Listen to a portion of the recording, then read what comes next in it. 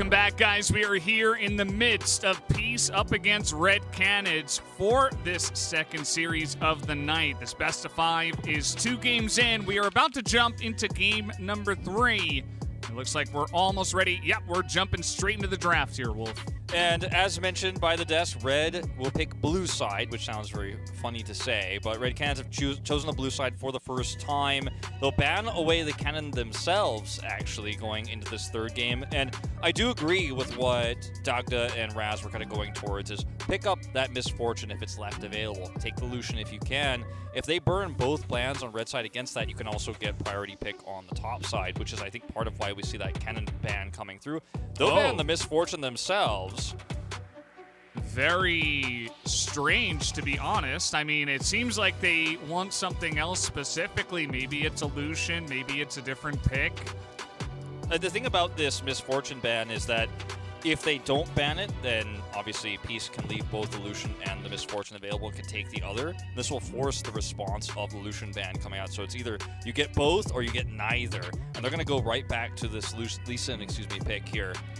And this is going to leave things very open-ended. But for Peace now, I think you could still feel very comfortable to potentially pick up that Nidalee pick early on in the draft. They're going to grab this Leona first. It's been such a hotly contested pick, so much engaged potential. She's so survivable. I've been talking about it a lot. I tweeted about it yesterday. Her win rate was 10-0. It's dropped a little bit since then, but she is just so powerful right now in this tournament.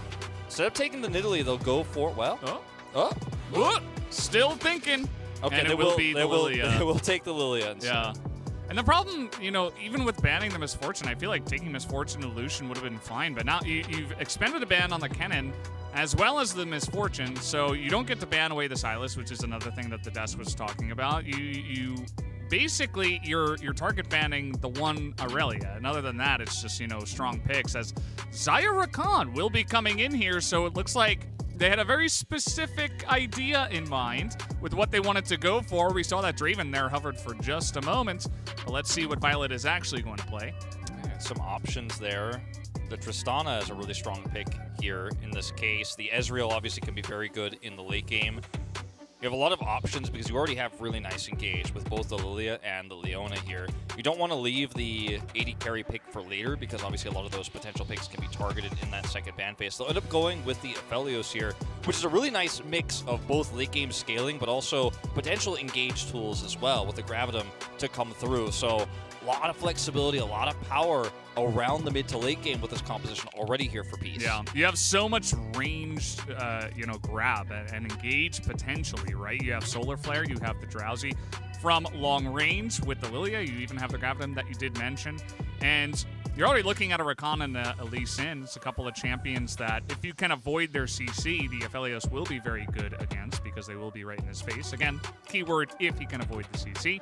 Probably taking Cleanse in this one, but we'll have to wait and see as the Rise and the GP are going to be taken off the board so far. We'll see what the next ban is going to be here against Grevthar. The Sylas is another ban that's still an option here. Could be taken away for Grevthar, like Grevthar could play it himself going into this next phase.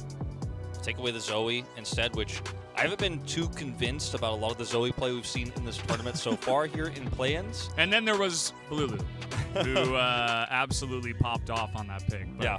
You are right. I mean, it's not something that consistently should be coming out, I don't think, in this current meta, but, occasionally does have huge pop-off performances. And speaking of which, Tryndamere also going to be taken away from Talia. You think he's going back to the Sylas here, or what are we looking at? I mean, there's another option in the Twisted Fate. With the Rise ban here, it's very difficult to match that rotation. However, with the Sylas counter pick to the Twisted Fate, that's one way you can match that rotation, but it's going to be reliant on hijacks. Looks like they're going to save the pick for counter here and go with a very aggressive Aatrox here for Vizicsacsi in the top lane. And this is something that, if you end up getting the upper hand, as we've seen with rare matchups here for Guigo already, as Vizicsacsi, he will control that lane. He will control the ability to take that vision away and even take duels in the side lane, as we saw Raz mentioning the lack of experience there clearly against the Jarvan. We'll see what he ends up picking here.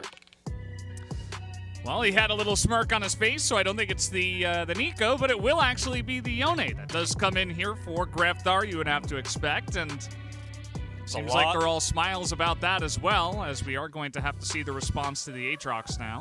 A lot of 80 damage on this roster right now. You've got an 80 mid laner, and you've got the Lee Sin here. So with the cannon removed, in terms of AP threats in the top lane, not a lot of great options. So will be the Sylas to come through, actually, as a bit of a flex here. So very unusual to see this. Now, as Peace, the Twisted Fate's still an option here, but you can also just go down a different path and go for a control mage. You already have that really great long-range engage setup. Something like an Orianna wouldn't be crazy. It's Poppy! My God, Poppy! He actually, oh no! This is so fantastic! This is actually so hype. It's awesome! I mean, they flex the Aatrox in the mid lane. They give Vizicsacsi, of all people, his Poppy. And it's probably going to be against, I mean, it's going to be good into either the Yone or the Sylas. So whatever does go into that top lane, he should be absolutely happy to go up against even the Lee Sin as well. It feels so good. Yeah, it looks like Yone will be going to the top lane. They'll leave the Sylas to mid for that extra dueling power there against this Aatrox. It's not going to feel amazing, though, to deal with this Poppy. Now you have an insane front line. You have both long-range engage as Peace and the follow-up that comes with it. And when you look at the power this composition is going to have in the mid-game, you have a Lillia who could set up for those sleeps. You have an Aatrox that's going to be very happy to duel, can even, oftentimes 1v2, slow things down until you get that rotation of Lillia over. We've seen so many successful engages with this Lillia pick for Babip. It's been arguably, in my opinion, his best champion so far this tournament because he's the type of player who will utilize his top players engage. You'll see Vizicsacsi go in first, then he'll flash, follow up with the Q, stopwatch, set up for the sleep. Something we've seen from him so many times, and something that has been relatively ignored. I mean, completely ignored in this best of 5 by Red Canids. We mentioned it even before game 1, and in this third game, I'm liking their draft a lot more. This just feels right, That last pick, the second it got locked in, I was just like, ooh, these are the good feels coming in for the side of Peace. They saved the counter pick, and they use it perfectly. How many times have we seen teams on the red side just go in ahead and say, okay, well, I guess we'll just, pick whatever we're strong at. But no, this time around, it's actually very well thought out. They get yet another champion that really doesn't like the Poppy, and then they just slam it down. They auto-lock it. It feels so fantastic. It's such a famous pick for this player as well. You consider Vizicsacsi's history, it almost feels like it's a statement pick as well in that regard. And we knew it was coming, almost like Chekhov's gun. It's Chachi's Poppy coming in, right? It's the new literary term. But I feel like when you look at what Red Canids got at the end of the day, I mean, the Sylas pick here is going to be strong in a lot of cases, still has a lot of mid-game power, but it felt like okay, we've got to pick something AP because otherwise our roster is completely 80 damage, really easy to itemize against, especially when there's an Aatrox on the other side, Poppy on the other side, and even with that Sylas AP damage coming through, it's not going to be something you could do consistently, so the itemization becomes so easy here for Peace, and Red Canids also are going to have the issue of how do you control the mid-game, because remember, as we've discussed a lot in this best of 5 and leading up to it, and it's come true, when Red Canids get to the late game, sometimes the decision-making just isn't as strong as Pieces, and their composition that they're up against is so strong in the mid-game, so in order to win this one, you're going to have to get this Xayah late game online. We'll see if he can pull it off. That's a really sick knock-up, as Violet is going to get a couple of shots in, but mostly into shields, so Jojo's starting us off very nicely down in the bottom side, some level 1 shenanigans. So we'll see who does hit level 2 first here. Of course, Violet with the Calibrim will have the range advantage and be very annoying, like how he's abusing that range advantage for now. And of course, we're going to have this camera up in the top lane, I would assume, a lot of times, as long as there's any amount of action up here. Interesting to see this matchup, the Yone into the Poppy. Definitely not one that we see very often, if at all, here in professional League of Legends. Definitely rare to see. Poppy's return to pro play somewhat recently. It was kind of a rarity and usually in the support role, especially here in the LCK. And to see it in the top lane once again, it's just such a formidable tank, a lot of engage opportunities, so difficult to deal with that front line. When it comes crashing into you with an Aatrox, it means that Babip has so many angles, he can take so many free ways to get in there and get that sleep off. And I'm really worried for Red Canids taking some of these mid-game fights, because in terms of ultimates to steal here too, as the Sylas, there's not a whole lot you feel like you're going to get insane value out of, especially in these early scrappy fights. Yeah, I mean, you've got Solar Flare, you've got like World Ender. There are a couple, but definitely will be struggling to find multiple. And you just consider like what this Poppy's role will be. I mean, he could even just sit on top of the Aphelios and just laugh at the enemy team. I mean, there's 4 melee champions that have dashes on the side of red Canids. I mean, that's the one thing. And then you got the AD carry, who doesn't have the longest range in the world? It's Xayah. Like, if Violet is not in the front line getting charmed up, then I think he should be in a really fantastic spot and very well protected. So that front line you were talking about, Wolf, I think it's just going to be so comfortable here for the side of Violet. Now, it is going to have to come down to execution, right? They're going to have to group up as 5. They're going to have to get the Steadfast present at the exact right time. There is still really almost instant engage from the side of Red Canids. And speaking of which, there's going to be one as flash for flash, and Red Canids will enjoy that. Yeah, it's going to be a nice pickup there. Have a lot more threat on this Aphelios. Vizicsacsi going to come over here and try to put a little hurt onto that ability to get the scuttle here for Aegis, but Aegis is able to smite it and take it away. But he is putting a lot of pressure on the Yone now on the top side of the map. As you can see, there's a lot of control there. The bot pressure that you see against this Aphelios isn't insignificant. It's not insignificant, but it's not that impactful yet. As we're going to see a re-engage. Now they're getting on in there. Violet is going to dodge the knockup, but the feathers are pulled back. Titan takes a lot of damage. The Ignite, though, onto Violet. The Ignite as well onto Titan. And Aladoric will be able to push it forward for the first blood. Perfectly played around the engage range there by Violet, and they get just enough damage to stop it. Jojo going to have to stop his back here temporarily as well and sit under this turret. But this is part of the reason why he might have a little bit more action here. But part of the reason why, you know, Leona ends up being kind of a counter pick for Rakan, because it's so easy to re-engage when the attack comes through. And this is what I was saying. It's not insignificant. They have this push and this pressure onto Violet, but he's still CSing very well under turret. So they try to push the issue even further here. Look at Aladoric. He's already on the back side of this fight. There's a turret shot that goes through, and if you can't finish Violet off in that first moment, it's not going to go well for you, obviously, against this extremely tanky Leona. Violet, it was like he was figure skating or something. Like, you know, he's got his guns out, he's doing a lot of damage, and he just sidesteps perfectly away from the grand entrance. Kind of just laughs at the Rakan, and Leona is able to finish the job. So really nicely played down there. We are getting a great look at this top lane as, okay, Vizicsacsi really trying to press the issue here. Probably didn't have to do that, especially without level 6, but you can tell, as you said, Wolf, he's trying to make a statement in this game, not only with this pick, but with this play. As it does look like Red Canids, though, will be able to pick up the Infernal Drink. Yeah, with the position of that wave on the bottom side, there's just nothing that Violet can do to rotate over. They have enough priority there to make it happen.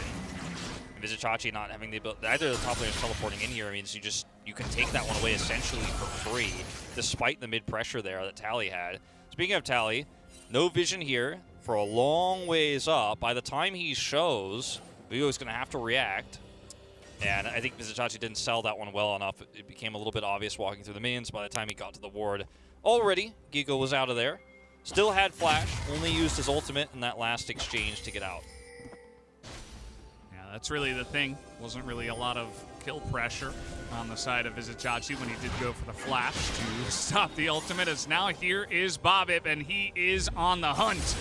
As the teleports will be coming in, one apiece. Vizicsacsi pretty low, though. You can see Grevthar still going to respect it as the World Ender is stolen here. He just trying to make his way in, gonna dodge that Poppy ultimate, but the damage, it buys enough time to get down the Sylas, as Grevthar will not be able to escape, and Babip is just prancing around this rift and will set up a kill.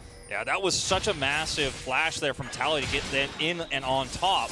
And when you watch these plays happen from Peace, their macro sense is so good, tracking this placement there of Guigo in the lane is, oh man, we're not done yet. Sleep comes down. It seems like they did not expect Tally, but they absolutely destroy him behind the turret, and Guigo in a little bit of trouble too. He's gonna get the knock-up. Tally takes a lot of damage here. No minions. Yeah, and Guigo will actually live to tell the tale, 1v3. Meanwhile, just a huge trade down in the bottom side. You see Titan has to back away. He hits the Q with the Calibrum, and he has to flash away.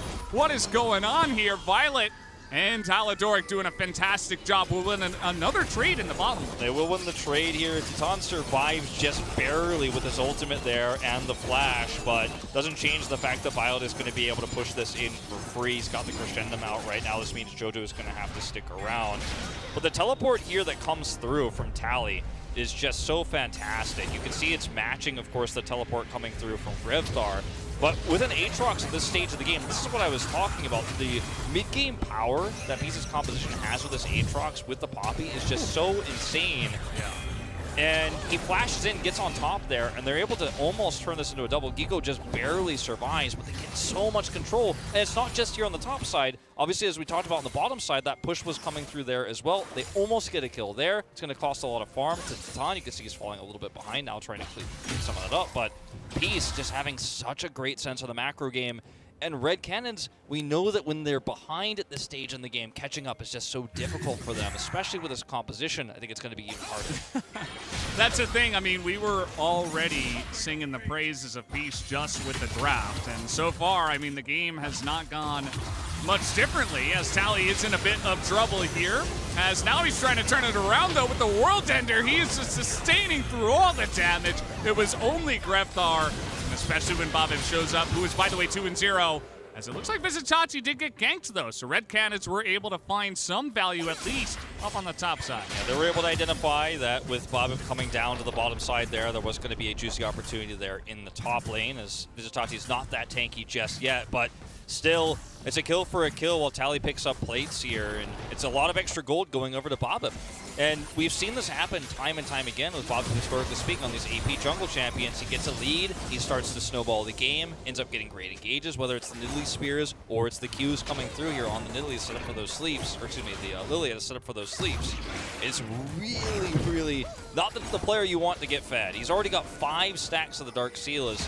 It's not a Rift Herald you want to contest alone. Aegis is just going to get stunned 100-0. No escape for him, as he was desperately just trying to get any vision possible. He was the first in, and he'll be the last in, as that will be basically a free one, as Aladoric was up there, so they're going to go for the dive underneath this one, but Violet is just standing up to them with the Severum, says no thank you, and just like that, we'll pick up the 1v1. Jojo had to leave early, and the sustain was just too much. Violet picks up a kill. And he's got the Severum, so he could just sustain right back, as you mentioned. It's so insanely good for him. And I hate to say it, but for Red Canids, there's not a whole lot of good news right now. And Peace have such dominant control of the map.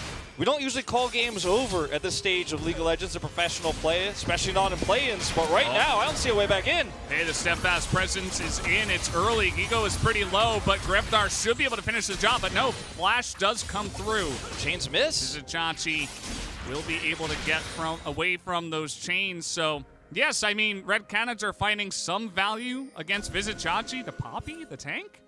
But that's nothing compared to what we're seeing here. Now we're going to see even more as the Rift Herald is coming down in the mid lane. Going to take down this mid turret first, as we are going to have a bit of a fight. Red Canids are desperately trying to stop this turret from going down. I suppose at least they will stop that, but Peace, they are basically taking all the objectives and whatever they want at this point. Yeah, no, taking the Drake on top of it all might be a bridge too far, considering everyone is nearby in the mid lane, and Titan has control of the bottom wave, but they can try to turn this into a forced fight. Sylas already used his flash. That was cute. Didn't amount too much, but you see a bit of a fight. Tally is going back and forth.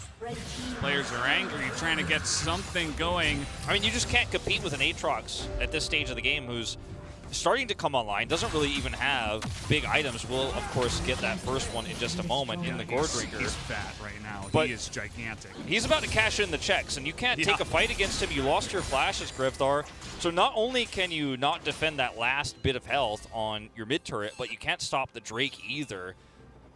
I mean, this is one of those games where everything that happens from this moment on, barring a huge miracle comeback for Red Canids, you just have to excuse, because you're playing with one hand tied behind your back. Yeah, certainly does feel that way. And Vizicsacsi is just enjoying a fine time up in the top side. He's down 20 CS, doesn't seem to care all too much. He's just buying those tank items. And he'll be doing his job, like I said before, you know, even if he falls behind, like the Yone might be a bit of a problem, but as long as he executes in team fights and he uses his steadfast presence at the exact right time, he should be in a good spot here. Violet will pick up the MasterCard Mythic purchase of that Gale Force for some extra mobility against the Sylas, the Lisa, and the Yone, right? I mean, there's still a lot of ways things can go wrong if you don't have that ability to reposition, so just a little bit of extra safety here. It's not about the survivability like you would with an Immortal Shield, but in this particular case, it's just about not getting caught by that CC. All right, well now everybody's trying to get on top of Tally, but look at this, they don't quite have the damage to kill the Aatrox. Finally, they come in. Guigo as well from the left, actually get some damage down, as Vizicsacsi is here with the steadfast presence, gonna deny a lot. The knock up here on the Jojo, but there's the knock up from Jojo onto Aladoric. They nearly take him down. The stopwatch is used, now Vizicsacsi not in the best spot. He gets the stun up against the wall, but that will be about it, and Red Canids strike back. Very big overextension here from the side of Peace. This was a 4v5 fight as Violet stayed in the bottom lane the entire time. Now he is going to get some extra value right before the plate falls. So that's a nice pickup there of 160 extra gold. But you are giving a big turn, a big flip of gold back to Red Canids. They're still significantly behind. You're going to need more than just a single one of these to get back into the game. But this happens twice. You have another mistake as Peace out in the lane. Overextend, commit to a fight, and you might actually have a comeback on your hand. Well, we're going to take a look here at the new Axe Effect replay, as we do see that Tally, he just gets jumped upon. I mean, it's 3v1 for the longest time, and even Guigo comes in from the left. Yeah, and you could see that, unfortunately, Aladoric is super deep, trying to get a lot of that vision on the blue side. So he comes back in, they try to turn this fight around, and yes, they do get the pick there onto the Lee Sin, but there's no way out against this composition that has so much lockdown and so much CC. So you're ahead, you feel like I've got an opportunity to collapse with the Leona coming through, but it ends up being Peace biting off more than they can chew here, and the 1-for-3 is not what you want. Yeah, and like you said, I mean, Peace are still in a good spot, but a little bit of a bump along the way. We'll see how they can go from here. They took down that mid-tier 1 so early on that you would imagine these next objectives that are coming up here should be in their control, but Red Canids got that early Infernal Drake. That was like the one good thing that they had from the early game. And we'll see if maybe, you know, off the back of that last team fight, can they get some momentum and maybe fight for the second Rift Herald? We'll have to wait and see, as it feels like Peace are trying to lock it down and try not to make any more mistakes. Peace are just trying to control vision so hard right now around this Rift Herald pit. I mean, they're putting down deep control wards here. Vizicsacsi is pushing hard. And Babip's at the point in this game where he can absolutely turn a skirmish into his favor. They're just going in. I mean, Vizicsacsi is running underneath the turret because he has so much support up here on the top side. 3 members as well as Violet running through the river. They are giving away that bottom turret for free here, so need to either get out or commit. Can't happy feet here for too long. They're find themselves falling behind. They're going to use the sleep there onto Jojo, but, you know, at most it gives them a lot of space. That's the one thing it does. You know, it looks kind of silly, but it actually pushes the enemy team really far back because the Rakan has to run away so far. So it does open up this top turret a little bit sooner for Peace. Now the question is, can they collapse and kill Grevthar? Because he's going all in on this. He's not just going to be happy with the 1 turret. He's going for a second here as well. Continue to push this through. Tally's got to catch the wave in mid. And it's not just the turret they get on the top side for that Sylas pressure. It's going to be the top turret plus that deep vision that we were talking about and the second Rift Herald. So there's a lot being gained here. And they will force the Sylas out, so Grevthar has to retreat. They're looking for a pick on a Tally, but he's not having it. Yeah, he's level 12, and, you know, he's got safety boots. He's just kind of running away from everything. He stays in the right side, or the left side, rather, of the lane where he has vision, so he knows that even if they come from the right, he's totally fine. Probably should have known that they were there as well, as Red Canids are going to go for this dragon, and Peace are a little bit slow to collapse on in here. You would imagine at this point in the game with their lead, they would like to collapse on this one, as Vizicsacsi is taking a ton of damage, and that will be the blue team Red Canids taking down the dragon, but it is chaos in the dragon pit here. Guigo's going to be the first to fall, as Grevthar is getting in there trying to frontline, and Vizicsacsi is still alive, by the way. Huge damage from the Xayah, though, in the team fight, as that is short-lived. Just frontlining a little bit too much there was Titan. Still has his ultimate and is not able to use it on time, and Peace are continuing to collapse. As here comes Tally. He is gigantic on this Aatrox. He'll take down one. And you gotta imagine they're looking for more. Aegis not in a very fun spot. And with the Gravitum, they are looking for it here. I mean, he's not healthy enough to look for the fight. He wants to trade one back. There's a teleport. teleport. The teleport, I'm not sure about that. Okay, he's gonna get the one kill and the Triumph comes through. Out. Look at that, the Lee Sin escape plays coming back. Hey, Gore Drinker. He's not in a good spot. He will be taken down. The battle of the Gore Drinkers. Gore Drinkers are pretty good item, Valdez, and it's going to help him stay alive. He survives there in what looked like a fantastic exchange for peace. I mean, I was already kind of getting ready to say, well, I mean, they got the Drake, but what did it cost? What was the trade back that you get as peace? All that extra gold. But Red Canids actually do really flip this on its head with some really effective plays there from Aegis. But the same problems still stand here for Red Canids. They didn't win the fight on the objective in this mid game, and that's because Aatrox is so strong at these types of fights, these types of skirmishes. Pair that with a Lillia, it's going to be difficult to deal with, and it doesn't get easier because they still have this extremely tanky Poppy to fall back on. That's going to help set up this very quickly becoming a powerhouse Aphelios later on in the late game. So as Red Canids, you really need to start taking permanent control over the map. You can't be trading kills like this at best case. You need to be doing more. You need to be controlling the vision. And that's what they're going to try to do, wrestling that top vision here away. Yeah, absolutely. And as you're kind of highlighting, I think eventually in this game it might just become a battle of the 80 carries. As Violet, he's going to have a ton of protection, but Titan he's keeping up, you know, and a lot of these plays are going decently in the mid game as now they're trying to turn this one around. Our piece maybe going a little bit too deep.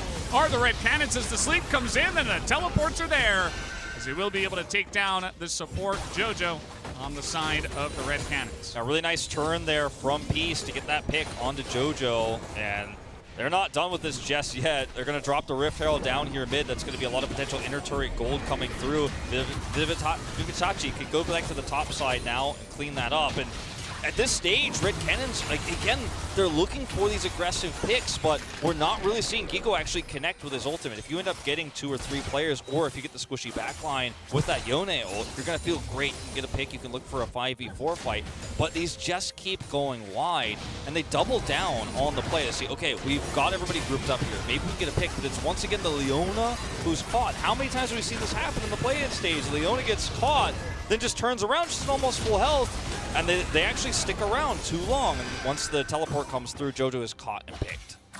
Yeah, I mean, if you're gonna go for that Lillia, you got to know that she's got flash. As here we go, the Battle of the World Enders is gonna come through. As I think Tally just a bit more fed than you, Grevthar. You're gonna have to run away, as we do have Predator Lillia breathing down his neck as well, and that will be the kill going over to Babip once again. Yep, he just going to hang around the bottom side. This time not going to be as opportunistic as he was the last time with those low health bars. Guigo getting a lot of free push done here on the top side of the map. The rotation coming through a little bit slow. No teleports up right now on the side of Peace, so he can actually get away with this. Or can he? That is the question. The slow rotation coming up to the top side. Vizicsacsi, the Poppy, really able to keep him around, and Guigo is not having any of it. He wants to go for the fight, but here comes the rotation. There's the ultimate onto Violet. Ton of damage. This Yone is kind of going crazy, but he will get stunned down right at the last moment and allow Violet to pick up yet another kill. On the bottom side of the map, there was a lot of, there was a little bit of an almost skirmish around that Dragon Vision, but Tally doesn't have to take that fight. He's able to hold his own. They can't commit onto him because he's Aatrox. And Aatrox who now has the Gore Drinker and the Sterak. So even though you have 3 players committing to kill 1 on the top side of the map, the timing of this for Red Canids is so unfortunate because there's no objective you can get elsewhere. And maybe if it's not a fed Aatrox, maybe if it's almost anyone else around that Drake pick, you could maybe get a pick. But not able to even do that. They do maintain that vision control. They are going to have this choke point controlled for when that Drake spawns in 15 seconds. And they'll look for the fight here. Controlling this choke and controlling that vision is so important. You can see Peace don't have any idea where they are standing, so the approach here has to be so slow and methodical. Okay, well, that's going to be a base check from Aladoric. Not very slow there, but they do get the big drowsy onto 2. That's a ton of damage onto Jojo, but that's just the support. Tally is going super deep, and now Violet has all the room in the world, though Guigo is trying to get on top of him, and that's really the question. Can you take away Violet? The answer will be no, as Vizicsacsi and Tally will run through them. A triple kill onto the side of this Aphelios as the long-range Gravitum will come through, and Aegis will be taken down. The sad bee shines as Peace will take another huge team fight. Vizicsacsi is just eating the last turret shots as they don't look at explosions. These cool guys, they run right over to the Baron, and with this decisive fight win, they can get more than just a Baron. They can control some of that vision around the Baron pit, get a free turret. I mean, the world is yours to take as Peace, and this has been a lead that has compounded upon itself. Yes, there were a few hiccups along the way, there were a few bumps, there were a few mistakes and a few picks, but overall, in terms of controlling the game around this Aatrox mid pick, it's just been so fantastic. You get the pick onto Aladoric here as red Canids, but you have to respect the follow-up engage. Jojo's the only one hit there with the double stopwatch, but it doesn't matter at the end of the day, because once the Aatrox is in onto the fight, you're not going to be able to kill him, and there's so much free damage here from Violet. Yeah. The Sylas is the only one who could really turn and try to make this happen as everybody else gets chunked low, and Peace just have the better team fighting comp. They're so far ahead, there's just so few options here as red Canids. Well, the coaches, they're just so confident, leaning back. It's like, yep, we knew this was going to happen. And yeah, like you said, I mean, if you can't get onto the Aphelios, you're not going to win the fight. And it was kind of sad to watch what Aegis was doing in that one, as we do have a Red Bull Baron power play in favor of Peace as they do take down the Baron. But yeah, I mean, Aegis was knocked up against the wall by the Poppy. Then he tried to get away from the Poppy. He got steadfast presence. At least he got over the wall. Yeah, and then he was just running away. Like, there was just nothing that this backline access could do for the side of red. The Yone wasn't there on time to really capitalize. And you mentioned the range issue that they have with the Xayah. I mean, Xayah isn't in a position to really poke and chip away, so you can't win a front-to-back team fight against an Aatrox that's basically permanently extremely tanky, so difficult to kill. Even if you bring him low, he can just walk away, then Poppy takes his place. And how do you break through that as the Xayah? And in order to even chip away and try to front-to-back as Xayah, you're putting yourself in harm's way, so you're never really safe, so you're not going to see a lot of damage coming out of Titan this game, unfortunately. And again, it's just now a matter of Baron minions crashing into inhibitor turrets. There's no vision on the map. There's no hope. I mean, I think if you're red Canids, you're thinking about Game 4 right now. Might be on the cards here. Peace are going to be looking for this inhibitor. They do have the 4-1 going. The Everfrost is going to land on the Tally, but look at how tanky he is, and look how survivable he is. Yeah, I mean, he uses his World Ender. I suppose that's the one good thing for the side of the red Canids. They get the ultimate away, but that is it, because this inhibitor is going to go down, and they still have Baron.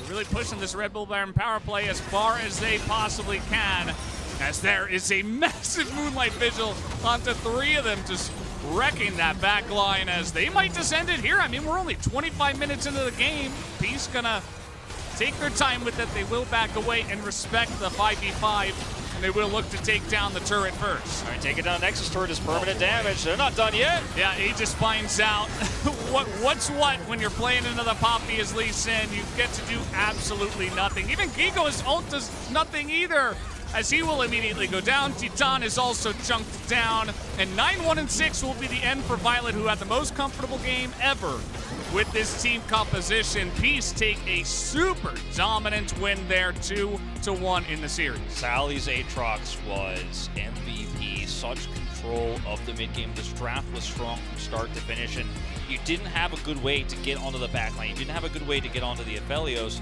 I mean, you think about ways to get on top of carries. You think about Yone and Sylas as 2 of the best ones, but when the front line is this strong, you can never break through. You fall behind early.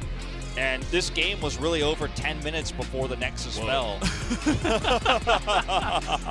That's what happens when you go 9-1. That's right. Violet absolutely ended up carrying a lot of those team fights, but it was his teammates frontlining for him that made it so easy, to just basically press R on the back line, use his guns, and blow everybody up. Because if you can't get on top of the Aphelios, his damage output is just insane.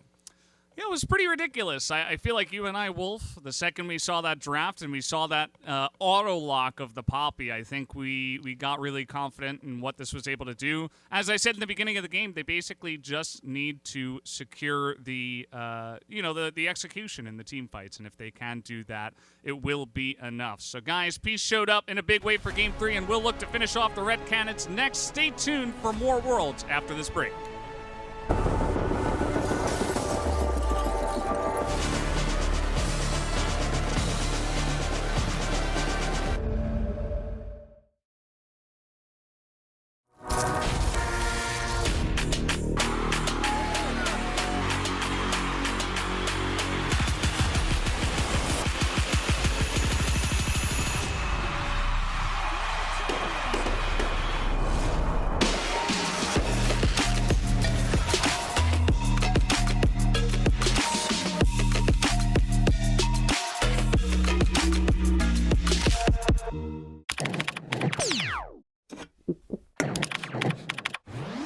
Red Bull gives you wings.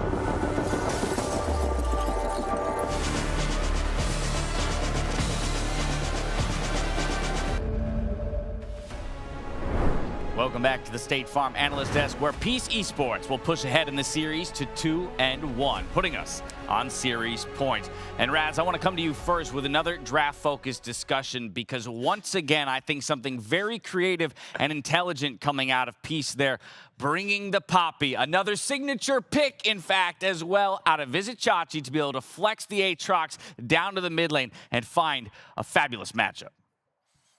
It's great. You love to see it. That was definitely the Poppy comps of all Poppy comps. You know, you're dealing with a Rakan that can engage into, of course, the matchup that he had up top lane, Yone. There were a lot of dashes, including the Lee Sin, that he actually was able to just, like, disable for larger team fights. So I enjoyed the hell out of it.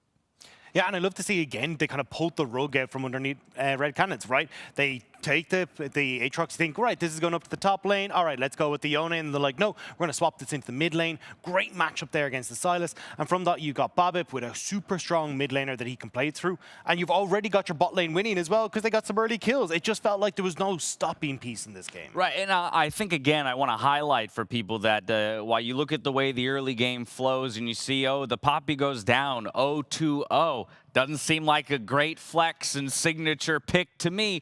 The reality is, you look at the rest of the map and you see what that creates in terms of opportunity for everyone else. And at the end of the day, Poppy doesn't need kills to operate. She doesn't really need much gold. She probably just needs 2 items to become a fat frontline and do her thing. And so, you know, how much space it kind of afforded the rest of the squad to get ahead in their respective lanes, it was just awesome to see. Yeah, and as well, as you say, like, you were laughing about it backstage, just being able to run rings around people, essentially, that top lane, buying time for it. So the Poppy was able to do so much both in lane and then also when you got to the later portion of the game, obviously, as Raz was pointing out, being able to buy space for that back line. And when you've got an Aphelios, it is also the perfect comp, both offensively and defensively.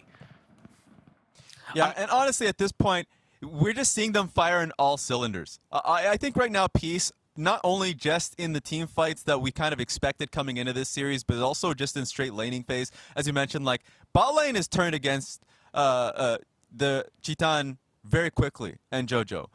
That was just a 2v2 solo kill that they were able to get down there. Violet and mostly Aladoric on his Leona has been really pivotal in this series. Aladoric, as he got out of laning phase, was incredibly strong in team fights. You'll love to see it from a player who's been growing within the LCO scene. And now going into the next game, where they are on match point, they look like the more refined team. Now, Dagda, I don't know how much this is really saying, but that might be the most consistent and prettiest gold graph we have seen all day. Yeah, definitely. across both of our series. It's one good. team from start to finish in control of the game. And ooh, that's a bit of a relief to see here in our 8th game of the day. Yeah, but I'm glad that we are getting from Peace, right? Because certainly, I mean, even talking to ourselves in the desk, Peace looked like the stronger team, right? And we're coming in, the only real caveat that we're giving towards Red was, hey, look, maybe they come in with the strong early game, but this flexibility in draft has already caught them out now. They're not getting those strong lanes that they can play through. And certainly when we look towards Grevthar as well, he's unfortunately been the one that's been caught out by this. We wanted to see Grevthar having that interaction playing towards bot, playing towards top, but when you're put onto the Sylas Aatrox matchup, you just don't quite have the room to make that work, and you've then got to look for plays elsewhere, which they can't do because everywhere's winning. Okay, well, here's where I've got a little bit of dynamite news, Raz, because we're going to turn our attention to series point with Red Canids on the back foot. Yes, they get side selection. They'll go to Red, but there's some other piece that goes along with it. Grevthar is out, and Avenger is in. So first reactions to that, Raz. I have no words.